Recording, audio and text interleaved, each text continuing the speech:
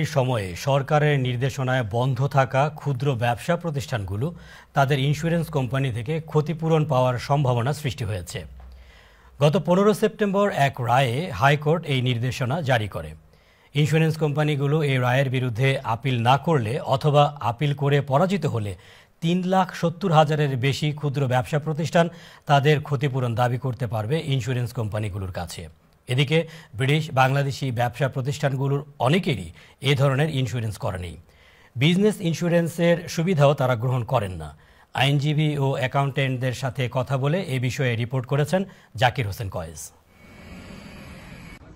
ক্ষুদ্র ব্যবসায়ীরা মহামারীর কারণে আর্থিকভাবে ক্ষতিগ্রস্ত হয়েছেন দাবি করে ইন্স্যুরেন্স কোম্পানিগুলোর কাছে ক্ষতিপূরণ দাবি করলেও মহামারীর কারণে ক্ষতিগ্রস্ত হলে ক্ষতিপূরণ দেয়া যাবে না মর্মে ইন্স্যুরেন্স কোম্পানিগুলো ব্যবসায়ীদের দাবিকে প্রত্যাখ্যান করে আসছিল। তবে চলতি সপ্তাহে হাইকোর্ট যুগান্তকারী রায় দিয়েছে ক্ষুদ্র ব্যবসা প্রতিষ্ঠানের পক্ষে। প্যান্ডামিকের ফলে যে সমস্ত বিজনেস বিরাট একটা ফাইন্যান্সিয়াল লসের সম্মুখীন হয়েছিল, তারা যদি ইন্স্যুরেন্স থাকে তাহলে অনেক কিন্তু এই রায়ের ফলে লাভবান হইবা। বাট দুইটা কন্ডিশন আছে। প্রথম কন্ডিশন হইল যে আপনার বিজনেস ইন্স্যুরেন্স থাকতে হইব এবং যে লস অফ ইনকাম যেটা এটা ইনক্লুডেড থাকতে হইব ইন্স্যুরেন্সের মধ্যে। বিজনেস ইন্টারাপ্ট হওয়ার ফলে যে লস হইল, যে পলিসি হোল্ডাররা সেই জন্য ক্ষতিপূরণ পাবার দাবি রাখে এবং ইন্স্যুরেন্স কোম্পানিগুলো পলিসি হোল্ডার অর্থাৎ বিজনেসগুলোকে যাদের ইন্স্যুরেন্স আছে তাদেরকে ক্ষতিপূরণ দিতে হবে।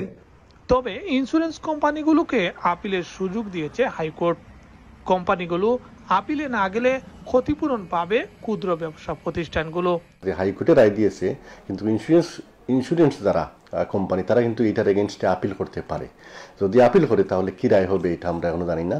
তাদের হার্ডল বেশি, তাদেরকে প্রমাণ করতে হবে যে ডিজিজ বলতে কোভিড-19 বা করোনা ভাইরাস কভার করে না, এটা প্রমাণ করতে হবে ইন্স্যুরেন্স কোম্পানিগুলোকে। অর্থাৎ এখন ব্যবসায়ীরা পলিসি হোল্ডাররা এক ধাপ এগিয়ে গেল। অন্যদিকে যে সকল নিত্য প্রয়োজনীয় পণ্য ও সেবা প্রতিষ্ঠানকে মহামারীর সময়েও সরকার ব্যবসা চালিয়ে যেতে বলেছিল, তারা এই ক্ষতিপূরণ পাবে না।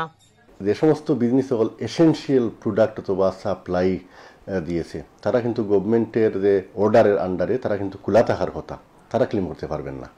এবং যেমন গ্রোসারি শপ, নিউজ এজেন্ট বা টেকওয়ে, ট্রাভেল এজেন্ট, পোশাকের ব্যবসা, রেস্টুরেন্ট সহ অন্যান্য ক্ষুদ্র ব্যবসায়ী যাদের ইন্স্যুরেন্স রয়েছে তারা ক্ষতিপূরণ দাবি করতে পারবেন।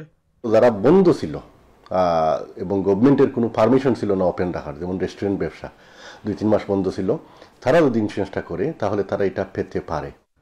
নিজেদের স্বার্থেই ইন্স্যুরেন্স করার গুরুত্ব তুলে ধরলেন এই অ্যাকাউন্টেন্ট। যে বিজনেসের শপের ইন্স্যুরেন্সটা করেন না, এটা খুবই ইম্পর্টেন্ট করা।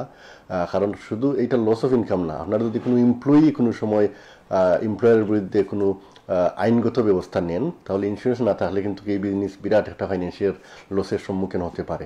2 নম্বর হলো কোনো কাস্টমার যদি আপনার বিজনেসের ভিতরে প্রিমিজের ভিতরে কোনো অ্যাক্সিডেন্ট করেন অথবা আপনার কোনো প্রোডাক্ট খাইয়া যদি ক্ষতিগ্রস্ত হন এবং কেউ ইন্স্যুরেন্সে ক্লেম করে তাহলে এটা বিরাট একটা ক্ষতিগ্রস্ত হওয়ার সম্মুখীন আপনি হবেন।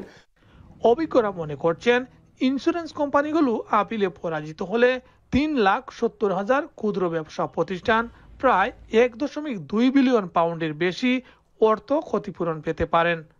এই হিসাবে প্রতিটি ব্যবসা প্রতিষ্ঠান গড়ে প্রায় 85,500 পাউন্ড ক্ষতিপূরণ পাবে। Zakir Hossain, TV1 news, London.